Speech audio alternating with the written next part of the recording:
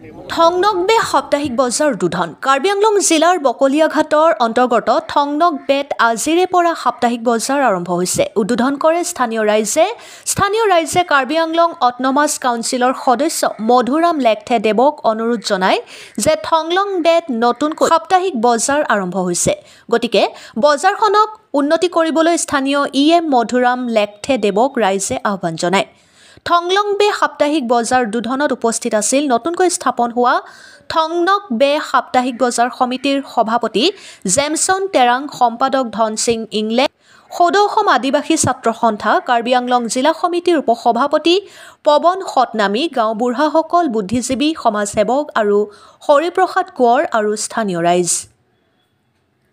Bureau report, news 24 Assam.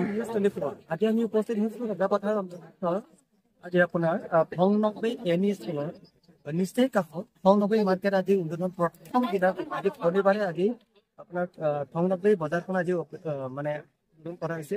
এই উদ্বোধনত আমি কিছু বাৰ্তা আমি ৰাইজৰ পৰা মতামত আৰু সেই আপোনাৰ থংনকবে যিটো মাৰ্কেট কেনেকুৱা ধৰণৰ ৰাইজৰ কেনেকুৱা ধৰণৰ মানে ভাল পাইছে বেয়া পাইছে কেনেকুৱা মতামত আমি ল'ম। আহকচোন আমি কিছু ৰাইজৰ পৰা কিছু মতামত আমি ল'ম। থংনকবে মাৰ্কেট আপোনাৰ আজি প্ৰথম দিন বুলি ক'লে ভুল নহ'ব। মাৰ্কেট আপোনালোকৰ এই বজাৰখন যিটো আপোনাৰ থংনকবে মাৰ্কেটখন আজি ইয়াত হ'লে কেনেকুৱা অনুভৱ?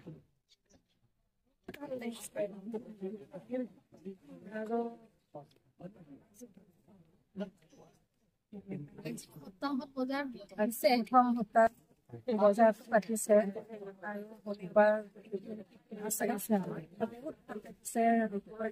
পৰা বেপাৰীসকল আহিছে।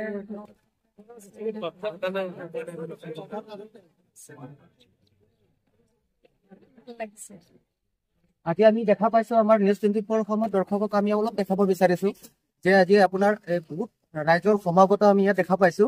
তো এই সমাগত আজি আপোনালোকৰ এই বজাৰখন আজি আপোনালোকে বজাৰখন পাতিবৰ কিমান কষ্ট হৈছিলে? বহুত কষ্ট কৰিছো বুলি কষ্ট কৰিছো বজাৰখন আনিবলৈ আৰু আজি মানে বজাৰখন বহাৰ কাৰণে আমাৰ বহুত ভাল লাগিছে। সপ্তাহিক বজাৰ পাতিম বুলি ইমান বছৰত 15 বছৰত আছিল।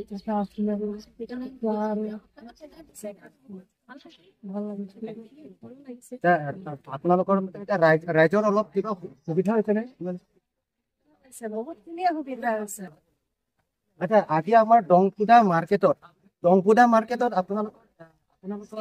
আপোনালোকৰ এটা মতামত ল'ব বিচাৰিছো যে দংকুদা মাৰ্কেটত কি পোৱা যায়? মাছ, মাংস,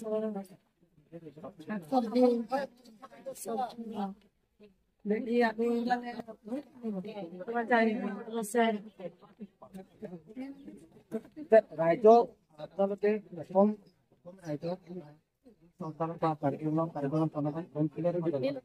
আমাৰ এই থংনকবে মাৰ্কেটৰ কাৰণে আমাৰ নিউজ 24 অসমৰ ফালৰ পৰা আমাৰ আপোনালোকে মেছেজ দিব বিচাৰে, কিবা এটা বাৰ্তা দিব বিচাৰেনে?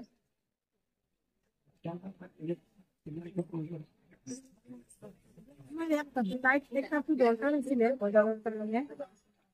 ডাঙৰ লাইট দিব লাগিব।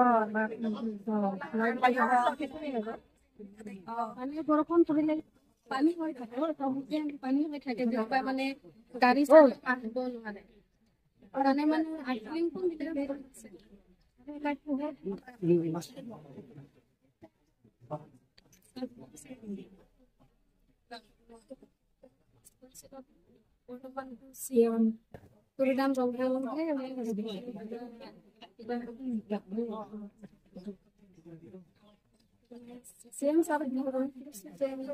মানে চাব মানে বেছি বেকগ্ৰাউণ্ডটো ইমান হোৱা নাই। আমাৰ ইয়াত অহা দিনত আৰু ভাল চাব বুলি